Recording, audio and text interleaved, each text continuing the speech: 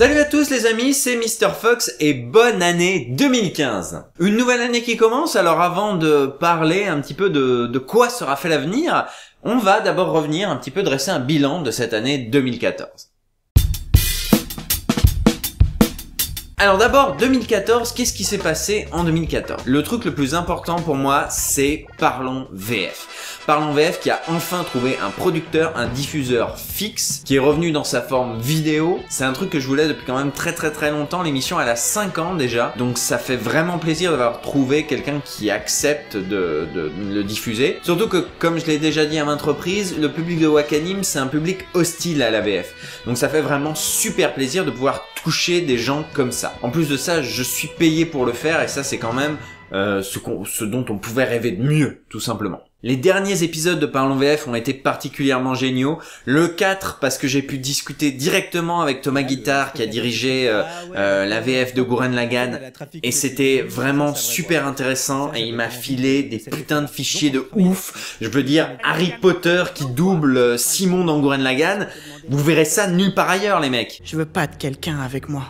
Je t'assure que ça vaut mieux pour tout le monde. L'émission 5 a été ultra méga giga crevante mais c'était vraiment cool et grisant. J'ai mis plusieurs fois l'extrait, c'est du journalisme total de la classe américaine, mais c'est vraiment ça. Putain, j'étais comme un gosse, j'étais comme ça, oh putain c'est génial, il y a des secrets, je vais les découvrir et tout, et peut-être que je vais avoir des emmerdes, c'est vachement grisant, vraiment, super. Et alors l'émission 6 sur Old Boy, c'était vachement bien déjà parce que j'ai pu tourner un peu plus de parties fiction et ça me faisait marrer, et puis aussi parce que j'ai vu toute une communauté se mobiliser pour découvrir qui était derrière la VF de Old Boy. Moi j'avais laissé tomber, je me suis dit je vais parler de la version américaine, et là il y a Alex Samus, encore une fois, qui est arrivé, qui m'a dit bon moi je me suis renseigné sur ça, d'autres qui se sont greffés, qui ont dit moi j'ai reconnu ça, moi j'ai reconnu ci, peut-être à mon avis un studio et ça a donné cette émission là. Je suis un peu triste que ce soit l'émission la moins vue,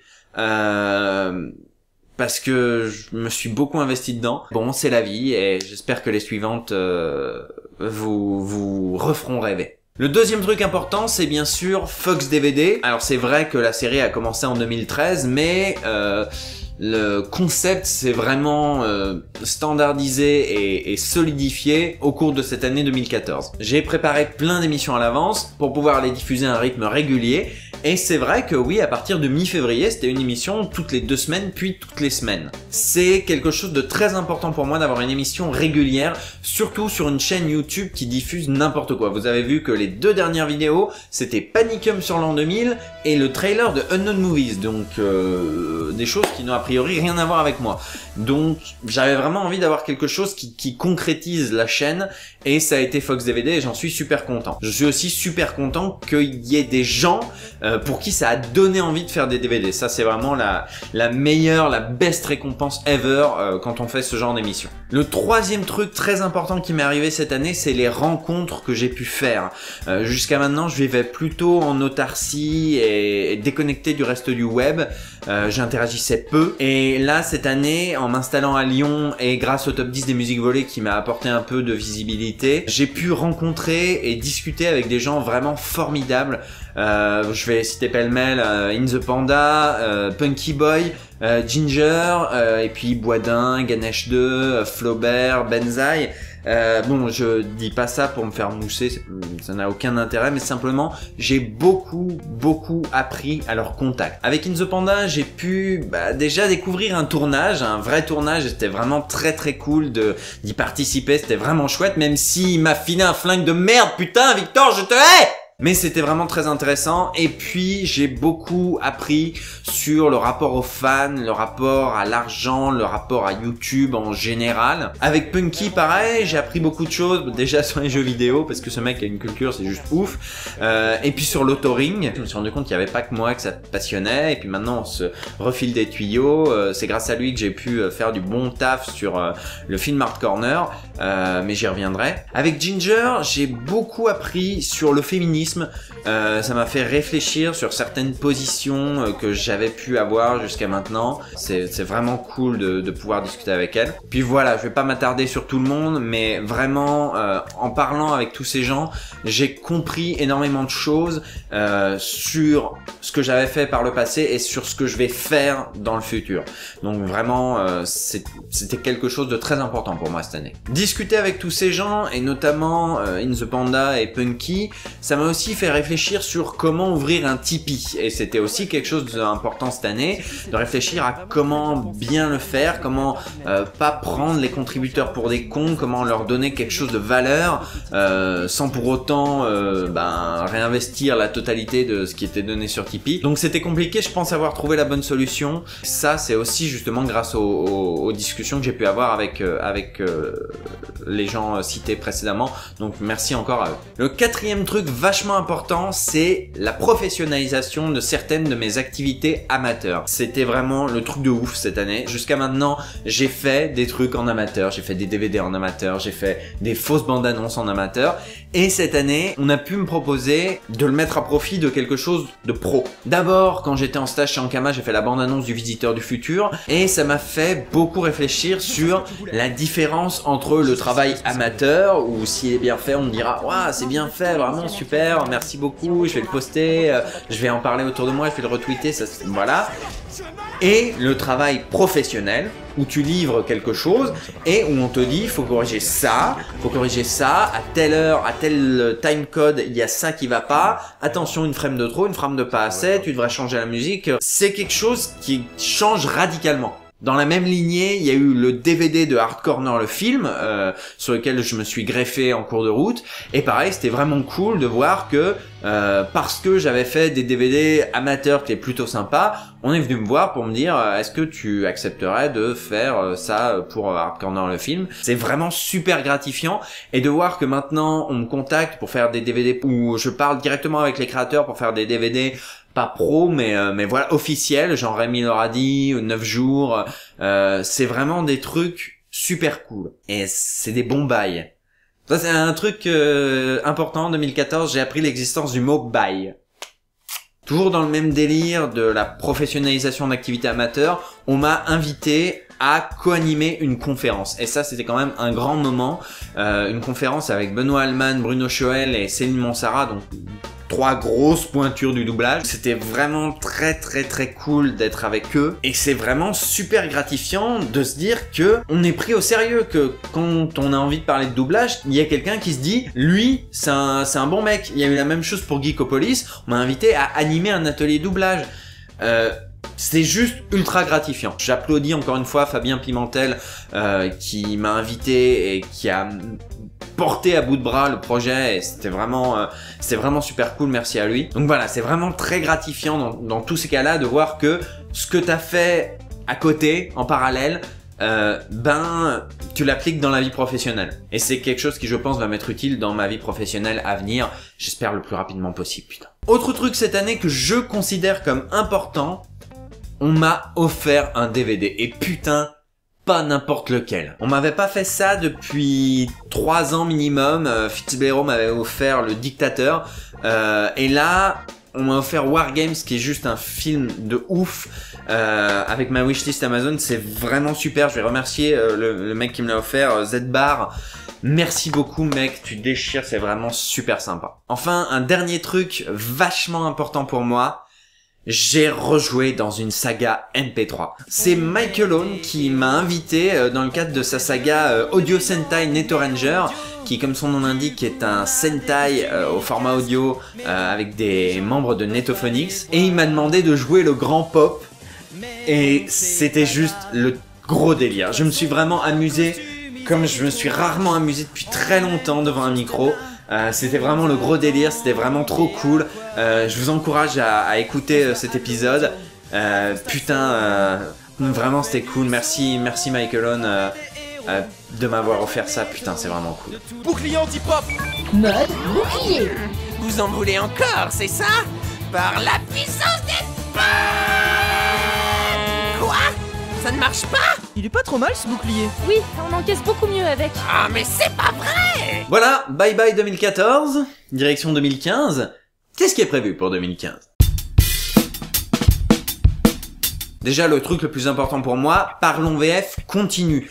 L'émission a été renouvelée pour 6 épisodes, toujours sur Wakanim. La prochaine émission, ça devait être le 6 janvier, finalement ce sera le 13. C'est consacré à GTO. La suivante, je vous dis pas encore de quoi ça parle, mais ça parlera bien aux enfants des années 2000. Et puis il y a un bêtisier qui va sortir, qui sort le 6 janvier à la place donc de l'émission. Vous allez voir que sur le plateau de Parlons VF, on rigoule bien.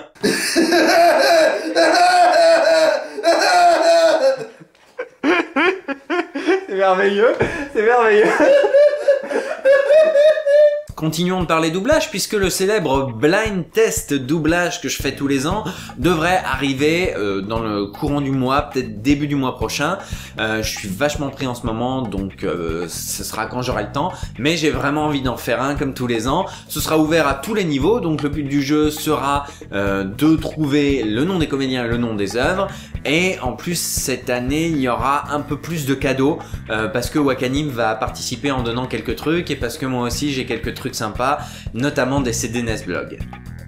J'en profite pour dire qu'il y a 2 DVD de The Show Must Go On qui ne sont plus attribués. Les personnes qui les voulaient n'ont plus donné signe de vie ou alors ont manifesté le fait qu'elles n'en voulaient plus. Donc il y en a encore 2, je ferai peut-être un petit concours pour les faire gagner. Voilà. Je sais toujours pas si j'imprimerai d'autres DVD de The Show Must Go On après ça, parce que ça intéresse de moins en moins de monde. Alors je pourrais en imprimer moins, genre 25, mais du coup l'édition normale serait plus collector que l'édition collector, donc ça n'a pas de sens. Donc je suis en train d'y réfléchir. Prochain truc qui arrive, c'est Mr. Fox s'exprime. Je suis un peu gêné d'avoir ouvert un Tipeee en août et qu'en janvier, il n'y ait toujours pas de Mr. Fox s'exprime. Faut savoir que c'est un épisode très long, très complet, sur lequel je bosse depuis juin. Il y a énormément de choses à dire, et ça me stresse aussi un peu parce que ça va être quelque chose de très très complet. Et j'ai peur que les gens qui aient donné sur Tipeee, ou qui vont donner sur Tipeee, s'attendent à ce que toutes les émissions soient de cette qualité. Je pense que je ferai une petite vidéo pour prévenir, mais voilà, c'est un petit peu la peur que j'ai. En tout cas, l'émission va arriver, ce sera un gros truc. Je suis en train de réunir toutes les images manquantes, donc dès que j'ai tout, promis, je le sors. Sinon, je compte faire une vidéo dans pas très longtemps pour annoncer le retour des nuits N64. Pour ceux qui connaissent pas les nuits N64, j'explique en gros, je joue à des jeux N64 sélectionnés au sort par les gens qui sont sur le chat. Voilà, je ferai une vidéo où j'explique un peu mieux. C'est dans la continuité de cette envie d'avoir un truc régulier. Donc ça se passera tous les vendredis à 21h, peut-être un vendredi sur 2 ou sur 3 si je trouve un stage. J'aimerais vraiment trouver un stage, mine de rien. Si vous connaissez quelqu'un dans l'audiovisuel qui cherche un stagiaire, de préférence sur Lyon, ça m'intéresse. Mais voilà, ce sera régulier, ce sera sur Hitbox, mais l'adresse à retenir c'est mrfox.fr/live. C'est the adresse, c'est l'adresse qu'il faut retenir. Parlons maintenant des projets un peu moins avancés, et notamment le projet secret. Ça fait un moment que je vous en parle, ça fait un moment que je vous tease en vous disant je peux rien vous dire, etc. Comme on est en 2015, comme ça fait un moment que le projet secret est sur les rails, je vais vous donner 2-3 éléments. Le projet secret, c'est une saga MP3 que je préférerais appeler feuilleton audio, voire feuilleton radio, parce que je cherche à le faire produire. Alors vous dites peut-être, ah mais avant tu le faisais gratuitement, c'est quoi ce problème? Tu fais plus ça par passion? Si. Mais simplement, il y a plusieurs éléments, à la fois de l'intrigue et à la fois de la mise en scène de ce feuilleton, qui nécessitent un budget. Il y a des gens que je veux payer, notamment des comédiens, des techniciens. Et une autre chose que j'ai appris cette année au cours de mon master, c'est qu'un scénariste, normalement, c'est payé. Donc voilà, aussi incroyable que ça puisse paraître, j'aimerais bien être payé pour le gros travail de ouf que je vais avoir à faire sur ce truc. Je peux pas vous dire quand ça sortira parce que ça va dépendre de quand est-ce que je trouve quelqu'un pour le produire. Sachez néanmoins qu'il y a eu plusieurs appels à projets sur internet et que je pense que je vais postuler à tous pour essayer de vendre le truc. Un autre projet, c'est une web série. Je peux pas vous dire si ça sortira vraiment en 2015, ça va dépendre de plein de choses, mais c'est une web série que j'ai en tête depuis un bon moment. J'essaierai de vous en parler dès que ce sera un petit peu avancé, mais pour l'instant je peux rien vous dire. Autre truc qui est dans les cartons, des sketchs.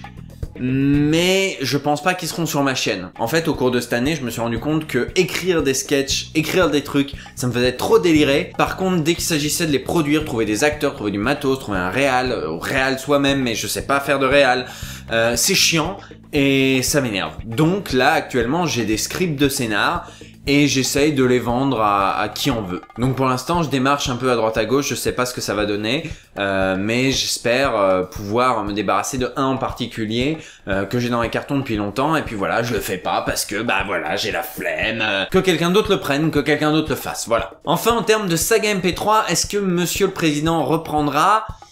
Je sais pas, ça dépendra de ce que j'ai dit tout à l'heure à propos des sketchs. Certains scripts de Monsieur le Président en standalone pourraient faire des sketchs. Donc selon si ce que j'ai fait comme sketch plaît à la personne qui me les a achetés, eh ben je pourrais lui en proposer d'autres à partir des scripts de Monsieur le Président. Donc ça dépendra. Si jamais personne ne veut de mes sketchs, eh ben je reprendrai Monsieur le Président sous cette forme-là, avec les scripts que j'ai déjà de près. Et enfin, oui, je compte sortir cette vague de bonus Access Saga. Ce sera encore une fois complètement désaxé du temps, mais au moins ce sera là, donc voilà. Voilà, vous savez tout sur 2014 et 2015. Je vais conclure cette vidéo en vous disant qu'est-ce qui n'arrivera pas en 2015. Le premier truc qui n'arrivera pas en 2015, c'est la saison 2 de Fox DVD. Je sais que certains d'entre vous, devant votre écran, vous vous êtes dit « Ah, il a pas encore parlé de la saison 2 de Fox DVD !» Eh ben oui, parce que je pense pas qu'elle commencera en 2015, mais plutôt en 2016. J'espère me tromper. Sincèrement, j'espère me tromper. Le truc à prendre en compte, c'est que quand j'ai fait la saison 1 de Fox DVD, les 20 DVD dont je parlais, ils étaient déjà prêts. Là, j'en ai à peine 7 de près. Donc avant de tourner les émissions, il faut finir les DVD. Parce que j'ai pas envie de commencer une saison avec des épisodes réguliers et puis d'un seul coup, attendre 3 semaines, 1 mois, 3 mois pour avoir un nouvel épisode. Je ne suis pas What the Cut. Moi, j'ai envie d'attendre que tout soit prêt pour distribuer à heure et date fixe. Donc tant que tout ne sera pas prêt, ce ne sera pas diffusé, et je pense, étant donné mon emploi du temps, étant donné la masse de trucs dont je vous ai parlé pour 2015, que je n'aurai pas le temps de le faire pour 2015. Deuxième truc qui n'arrivera pas, ou plutôt qui n'arrivera plus, les grosses news. En septembre 2013, j'avais lancé un nouveau format de news avec les infos, Flash Ciné, d'autres trucs, des sketchs, des musiques et plein d'autres trucs. Ben non, en fait, j'arrête. J'arrête parce que c'est très chiant à faire, parce que faut trouver des petites idées, parce que faut s'y prendre plusieurs jours à l'avance juste pour annoncer des trucs. Je trouve ça un peu dommage. Et puis voilà, maintenant le Flash Ciné est développé de son côté, donc on va pas non plus faire la collection de trucs. Je continuerai de faire des vlogs quand j'aurai des news importantes à vous donner. Et puis je vais essayer vraiment de redynamiser le site parce que je me suis rendu compte qu'aujourd'hui il servait plus à grand chose. Donc je vais vraiment essayer de faire en sorte qu'il reprenne un sens, ce site. Troisième truc qui n'arrivera pas, le festival du film de merde. Je sens que Guillaume va me tuer parce que il me presse et il me compresse et il me fait pression pour qu'on le fasse, mais moi j'ai déjà dit dès la fin de l'année dernière qu'on ne le ferait pas cette année. On le fera pas cette année parce que putain c'est ultra crevant. Pour vous situer un peu les choses, Guillaume est venu chez moi à Lyon pendant presque 2 semaines. Moi j'étais super content, j'étais comme ça, ouais va y avoir Guillaume chez moi, on va faire des trucs, on va mater des films, ça va être trop cool. On a fait que bosser et regarder des films de merde. Et je vous promets que ce n'est pas agréable. J'aurais aimé faire tellement plus de trucs pendant ces jours et ça ne s'est pas fait, donc voilà, déjà c'était désagréable. Deuxième truc désagréable, le montage. Ça m'a pris un temps considérable, on s'est emmêlé les pinceaux entre nos rushs, ce qu'on avait, ce qu'on n'avait pas. Guillaume ne maîtrisait pas certains logiciels, moi je n'en maîtrisais pas d'autres, je n'avais pas compris le sens de certains de ces sketchs, on s'est emmêlé les pinceaux, c'était un truc horrible. Je suis très fier du résultat de cette année, mais j'ai pas envie de recommencer l'année prochaine parce que j'ai peur déjà qu'on ait plus trop d'idées et ensuite parce que c'est crevant. Voilà, c'est juste crevant. Enfin, le dernier truc qui n'arrivera pas, malgré 3 ans de gestation, c'est un des projets secrets dont je vous rabattais les oreilles et je voulais faire participer des gens, etc. Maintenant que c'est annulé, je vais vous en parler. Il s'agissait d'un projet de Epic Rap Battle entre YouTube et Dailymotion. Alors j'ai écrit des textes, j'ai tourné une bêta, je me suis entouré de gens pour l'instru, parce qu'à la base je voulais utiliser des instrus connus, mais Voxmaker c'était compliqué, donc d'autres instrus. Je me suis entouré d'une personne, finalement c'était une autre. Finalement Shindeai s'est proposé, je lui ai demandé, et il a été super sympa d'accepter tout ça au final pour rien, parce que le texte a super vieilli, et parce que ça n'a plus de sens. Je veux dire, YouTube est au top of the pop, il se permet des campagnes d'affichage dans les rues, des trucs comme ça, des emotions, j'arrive rien à dire tellement ça me fait rire. Donc laissons tomber cette histoire, et tous les documents de travail et tout ce que j'avais fait jusqu'à maintenant, ce sera dans les bonus du DVD Fox DVD. Voilà, une raison de plus de me soutenir sur Tipeee. Voilà, c'est la fin de cette vidéo bilan. Je vous remercie tous d'être de plus en plus nombreux à me suivre. On a dépassé les 450 000 vues de la chaîne et bientôt les 4900 abonnés. Donc c'est vraiment cool, ça me fait super plaisir. Il y a un an même pas, on n'était pas du tout à ça, on était à 600 abonnés. Et là vraiment ça me fait vraiment super plaisir. Merci à ceux qui me soutiennent sur Tipeee. Je sais que pour l'instant j'ai rien sorti, donc vous donnez un peu dans le vide. Le DVD sera prêt bientôt, j'espère.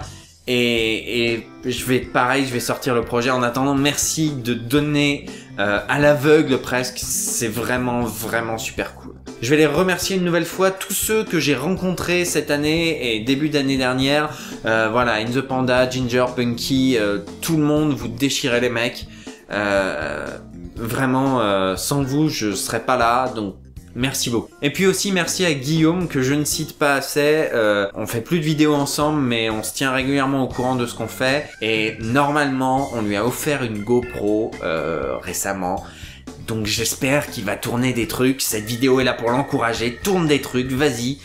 Et puis j'espère qu'on retravaillera ensemble cette année, même sans le festival. Voilà, je vous dis à très bientôt. Il y a le Bêtisier parle en VF qui arrive. Juste après, il y a le Flash Ciné. Juste après, il y a l'annonce de la nuit N64.